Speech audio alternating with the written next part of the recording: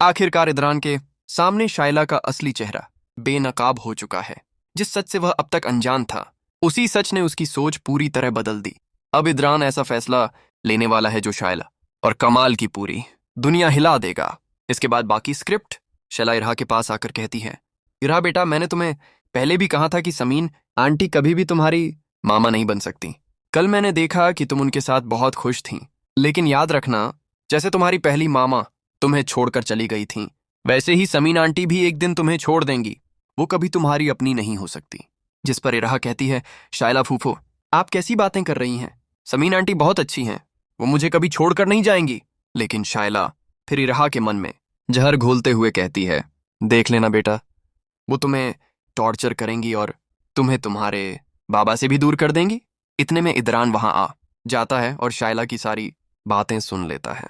वह गुस्से से कहता है, बस बहुत हो गया। मैं हमेशा सोचता था कि इरहा समीन से इतनी नफरत क्यों करती है, लेकिन आज मुझे पूरी सच्चाई समझ आ गई।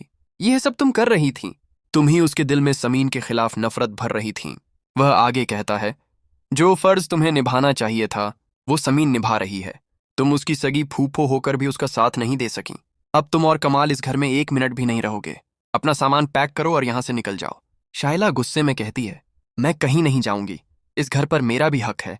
जिस पर इदरान सख्त लहजे में कहता है, खबरदार, ये घर सिर्फ मेरा है, अगर रहना है तो अपने शौहर के घर जाओ।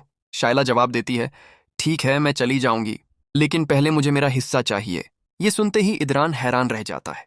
वह कहता है, अब समझ आया, ये सारी बातें कमाल ने तुम्हारे दिमाग में भरी हैं, लेकिन याद रखना, मैं इस घर को कभी नहीं बेचूंगा। इसके बाद इदरान इरहा से पूछता है, सच सच बताओ, क्या शाइला फूफो पहले भी तुम्हें समीन के खिलाफ ऐसी बातें कहती थीं? इरहा मासूमियत से जवाब देती है, जी बाबा, वो हमेशा कहती थीं कि समीन आंटी भी मुझे छोड़कर चली जाएंगी, इसलिए मैं उन पर भरोसा न करूं।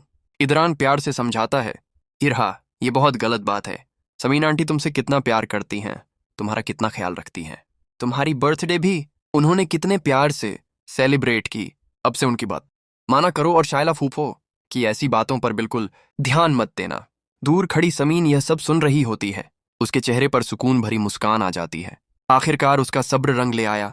इदरान की गलतफहमियां दूर हो चुकी हैं और अब उसका दिल धीरे धीरे समीन की तरफ झुकने लगा है। दूसरी तरफ समीन भी इदरान और इरहा के प्यार में अपना बीता हुआ दर्द भूलती जा रही है। अब उसकी दुनिया सिर्फ इरहा और इदरान बनते जा रहे हैं। वहीं दूसरी तरफ कमाल की सच्चाई भी सामने आने वाली है। फरहत फूफो अपने कमरे से बाहर निकलती हैं तो उन्हें टेरेस से कमाल की आवाज सुनाई देती है। जब वह वहां पहुंचती हैं तो कमाल फोन पर उष्णा से मोहब्बत भरी बातें कर रहा होता है। कमाल कहता है, उष्णा, मेरा दिल करता है कि मैं हमेशा तुम्हारे पास रहूं। मैं तुमसे बहुत मोहब्बत करता हूं और तुम्हें कभी नहीं छोड़ूंगा।